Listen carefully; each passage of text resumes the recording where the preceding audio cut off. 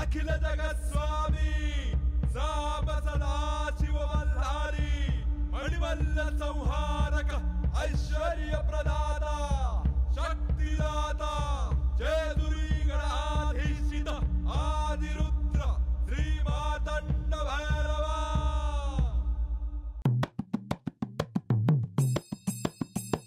जय देवा जय देवा जय देवा जय देवा जय देवा जय शिव मातंडा।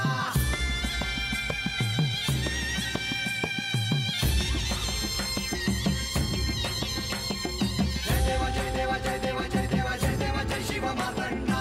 हरिवर्धन मल्हारी तुझी प्रचंडा।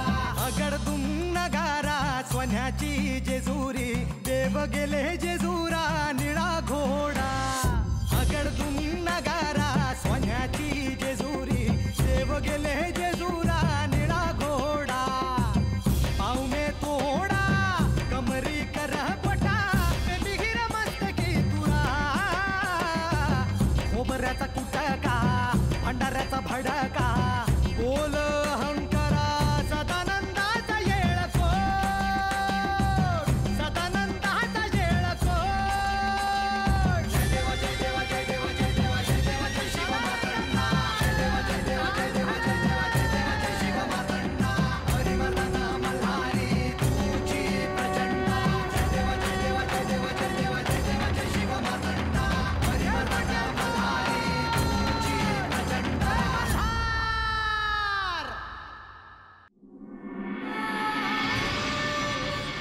देवी, मला ठाऊक आहे की तुमच्याकडे माझ्या प्रश्नाचे उत्तर आहे, हो ना? हो, मला हे ठाऊक आहे।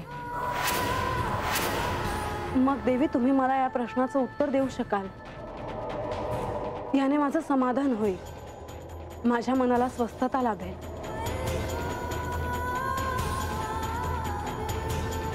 काय झाले देवी? तुमचे असे मौन का? तुम्ही असे अचानक शांत का झाला? म्हाळसा, खरं तर तुम्ही हे श्री खंडेरायांना विचारलं असतं तर।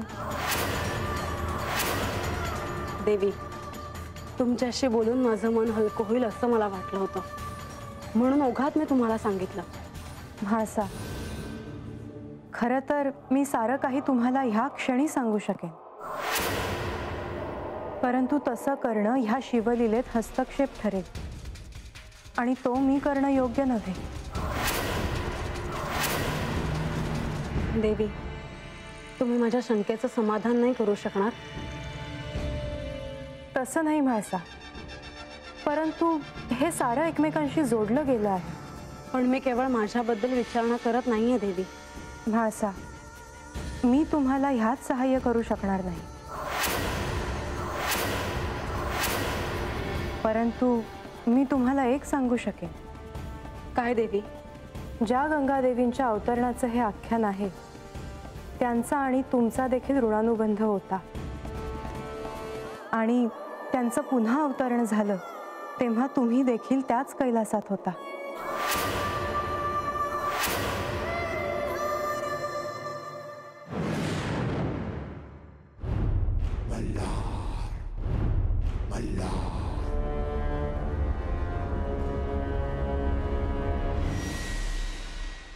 येते मी।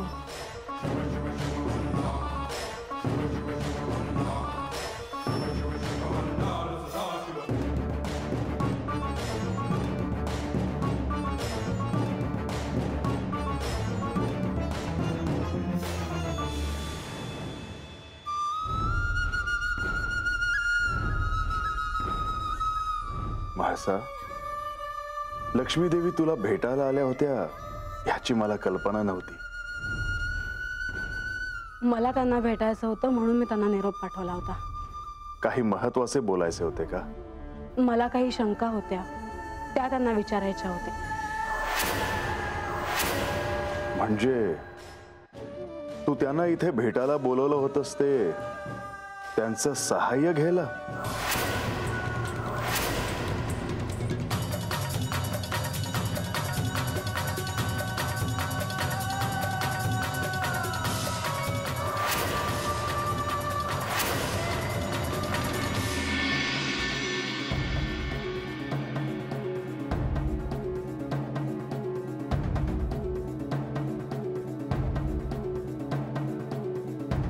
नारायण नारायण. माझे आराध्य तर ध्यानमग्न आहेत. आता काय करावे? आज त्यांची भेट न घेता जावे लागणार की काय? माता देखील कुठे दिसत नाहीत. काय करावे? मुनिवर, प्रणाम प्रभू. आज न भेटताच निघाला होतात. नारायण नारायण. प्रभू, आपण ध्यानमग्न होतात म्हणून मी निघालो होतो. आणि माता लक्ष्मीही कुठे दिसल्या नाहीत. त्या श्री म्हाळसा देवींना भेटायला गेल्या आहेत. श्री म्हाळसा देवींना? आणि तेही आता यावेळी? तसंच काही महत्वाचं कार्य असेल नाही का? नारायण नारायण. नक्कीच आख्यानात घडलेल्या गोष्टींबद्दल त्यांना विचारायचे असावे. हो ना प्रभू? लक्ष्मी देवी म्हाळसा देवींना काही सांगणार नाहीत ना, याचा मी विचार करत होतो. पण मुनिवर, तुम्ही अजूनही गडावरच आहात हे माहित नव्हते. मी आपलेच दर्शन घ्यायला आलो होतो. या आख्यानाचा हेतू काय आहे हे तुम्हाला चांगलेच ठाऊक आहे. पण मला तुम्हाला असे सांगायचे आहे की त्याबद्दल तुम्हाला कोणी विचारणा केली तर त्यांना सहाय्य होईल असं काही बोलू नका. नारायण नारायण. असे कसे होईल प्रभू? नाही, याआधी तुमच्याकडून अनाहूतपणे तसं सांगितलं गेलं होतं. तुमच्या नकळत नको ते शब्द बाहेर पडले आणि पुढे. नारायण नारायण. प्रभू, माझ्याकडून आता असे होणार नाही. मी त्यासाठी प्रयत्नशील राहीन. उत्तम.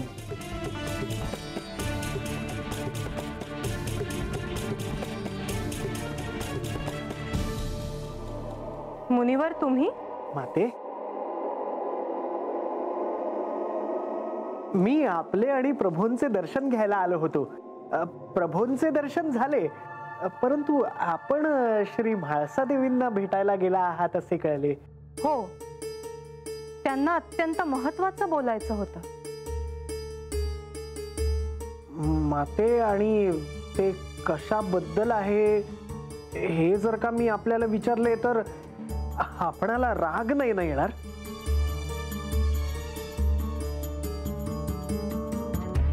नाही, म्हणजे माझी ही उत्सुकता ताणली गेली आहे. खरं तर तिथे काय घडलं हे जाणून घ्यायची उत्सुकता मलाही आहे. कारण म्हाळसा देवींना त्यांच्या गतजन्माबद्दलच विचारायचं असावं, किंवा आख्यानातल्या एखाद्या शंकेबद्दल. हो, त्यांना त्याबद्दलच विचारायचं होतं. त्यांना प्रश्न पडला होता की ह्या आख्यानाचं नेमकं प्रयोजन काय आहे. ते तर आधीच कळलं आहे. प्रयोजन केवळ एकच आहे. हो, परंतु त्यांना हे जाणून घ्यायचं होतं की त्यांचा आणि देवी गंगा ह्यांचा नेमका संबंध काय आहे. ज्यावेळी हे सारं घडत होतं तेव्हा त्या नेमक्या कुठे होत्या. नारायण नारायण. मग तुम्ही त्यांना काय सांगितलं? मी त्यांना सत्य सांगितलं, परंतु पूर्ण नाही. म्हणजे मी त्यांना केवळ इतकंच सांगितलं की त्यांचा आणि देवी गंगा ह्यांचा संबंध होता आणि त्यांचं अवतरण झालं तेव्हा त्या कैलासातच होत्या. नारायण नारायण. प्रभू, आता मला आज्ञा असावी. मुनिवर, मी तुम्हाला काय सांगितलं आहे ते ध्यानात असू दे. हो हो प्रभू, येतो मी.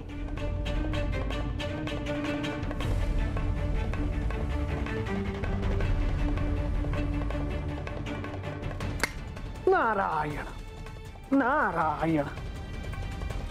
देवी, मला असं वाटतं की तुम्ही जे त्यांना सांगितलं ते त्यांना कळणं आवश्यकच होतं.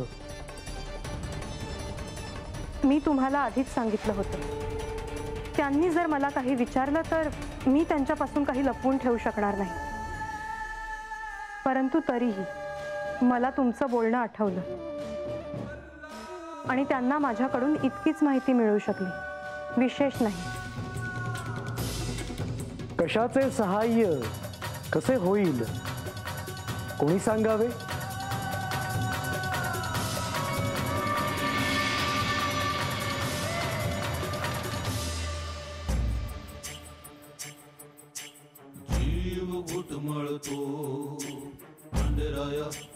हे श्री महादेव,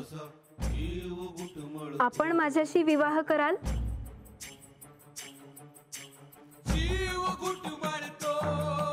आपल्या हृदयात सतीचे जे स्थान आहे ते स्थान माझ्या हृदयात आपले आहे.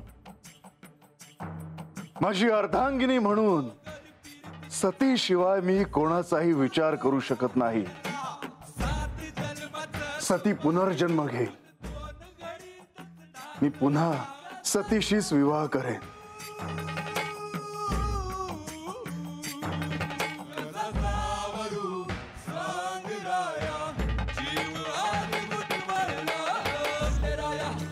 गंगादेवींचा महादेवांवर जीव होता, त्यात काय चुकलं त्यांचं? कुणाला त्यांचं वागणं चुकीचं वाटत बी असं, पर मला नाही तसं वाटत.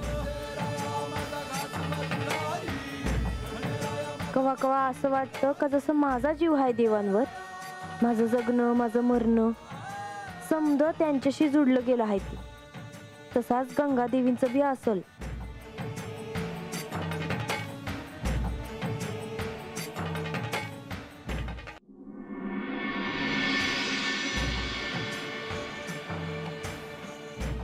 ए बानू, बा तू कवा आलास र? अगं आता चालू. ती झोपली नाहीस वय अजून? नाही. कसला विचार चाललाय तुझ्या डोसक्यात? कुठं काय? अगं बा आहे म्या तुझा, मला सांगणार नाहीस वय? अगं सांग, काय झालं हाय? बार आख्यानात जवादरनं गंगादेवींचा इशय निघाला आहे. तवादरनं माझं मनच थाऱ्यावर नाही बघ. ए बानू, अगं काय झालं हाय? तुला कोण काय बोललं का? म्हणजे मगाशी म्या बोललो तुला, म्हणजे समजे जण बोलले, पण ते तू मनाला लावून घेऊ नगस. अगं सोडते. अरे वय रे बा, पर मनात राहून राहून त्यांचाच विचार येतो या बघ. मला असं वाटतं का त्यांचं काय बी चुकलं नाही जे झालं त्यामध्ये. अगं वय असल असल नाही बा, तसंच हाय. माझं मान मला सांगतंय. आणि का कुणास ठाऊक त्यांचा इशय निघाला ना का मला असं वाटतंय का ह्या बी देवांवर प्रेम केलंच की. मग राहून राहून असं वाटतं का मला बी समजे असंच बोलत असत्याल होय.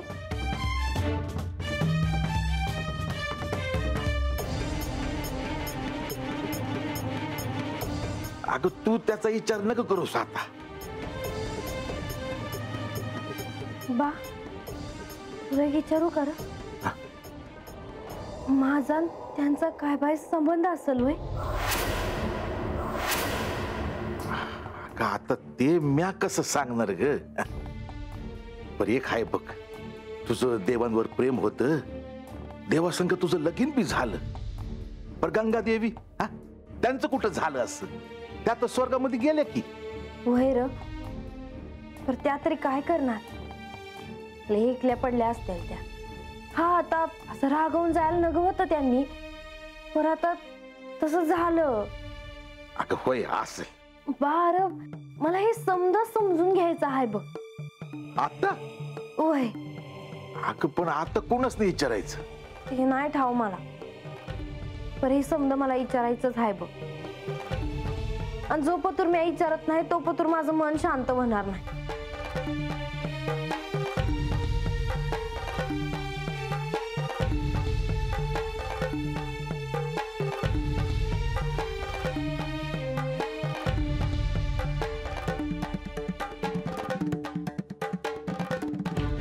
ए बानू.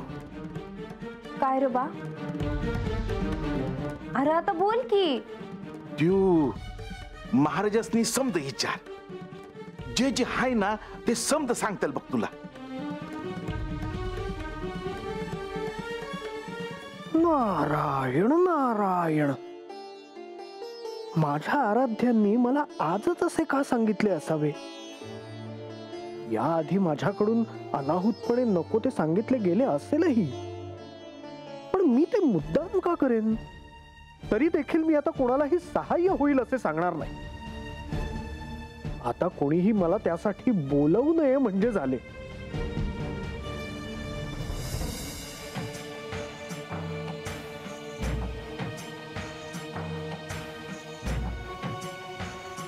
महाराज, मला तुम्हाला भेटायचं आहे.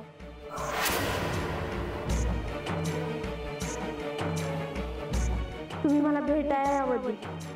मी हा तुमचा धावा करते आहे. महाराज, मला दर्शन द्याजी. नारायण नारायण. आता हे काय नवीन? ही एखादी नवीन समस्या तर नसेल? बानू माझा धावा का करते आहे? मला तिला भेटायला जावेच लागणार तर काय करावे?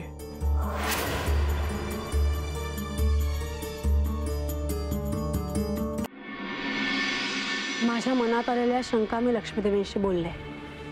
त्यांनी माझं समाधान झालं. याचा अर्थ असा होत नाही की सहाय्यासाठी मी त्यांना भेटले. म्हाळसा, लक्ष्मी देवीशी बोलण्याने तुला समाधान मिळतं, तुझं मन हलकं होतं, हे मला मान्य आहे. पण याआधी आख्यानात झालेल्या प्रश्नांवर तू माझ्याशी चर्चा केली होतीस. मी नाही कुठे म्हणते आहे, ते खरंच आहे.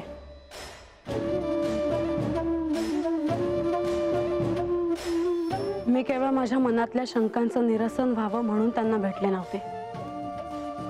आम्ही भेटलो, अनाहूतपणे विषय निघाला आणि मी माझ्या मनातलं सारं काही बोलून गेले. त्यावेळी मला त्यांनी हे देखील सांगितले की तुम्ही हे सारं श्री खंडेरायांशी बोललात तर तुमचं समाधान होईल. पण का कोणास ठाऊक मला तसं करावंसं नाही वाटलं. का माहित नाही, पण नाही वाटलं मला.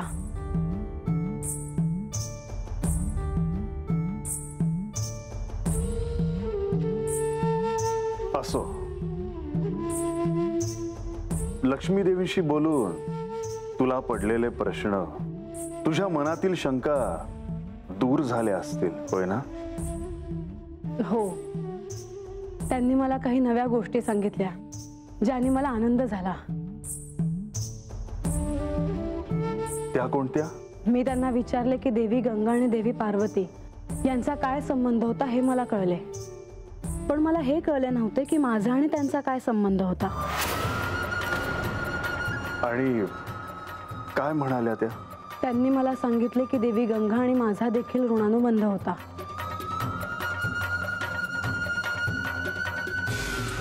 त्या असं म्हणाल्या? हो, खरं तर मला सांगून त्यांना शिवलीलेत हस्तक्षेप करायचा नव्हता, म्हणून त्यांनी मला सारं काही सांगितलं नाही. केवळ इतकंच सांगितलं. आणि काय?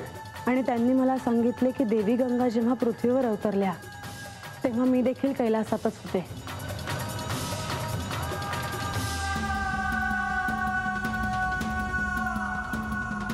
म्हाळसा, त्यांनी तुला काही आठवलं का?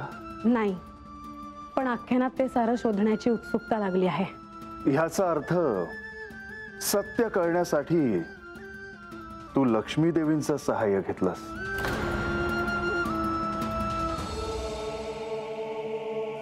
खरं तर नाही, आणि जरी सहाय्य झाले असले तरी त्यात काही चुकीचे आहे असे मला वाटत नाही.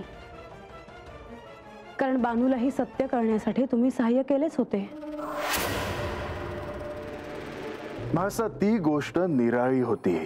असं कसं म्हणता आहात तुम्ही? त्यावेळी तिला सहाय्य झालेच होते, आणि आता तिला सहाय्य कोणी करत नसेल हे कशावरून? तुला नेमकं काय म्हणायचंय? काही नाही, मला केवळ इतकंच म्हणायचं आहे की लक्ष्मी देवीशी बोलून मला जसं काही कळलं आहे तसं बानूलाही कोणाचं तरी सहाय्य होत असेल मला तरी असं वाटत नाही की असं काही होत असावं. पण मला तसं वाटतं आहे.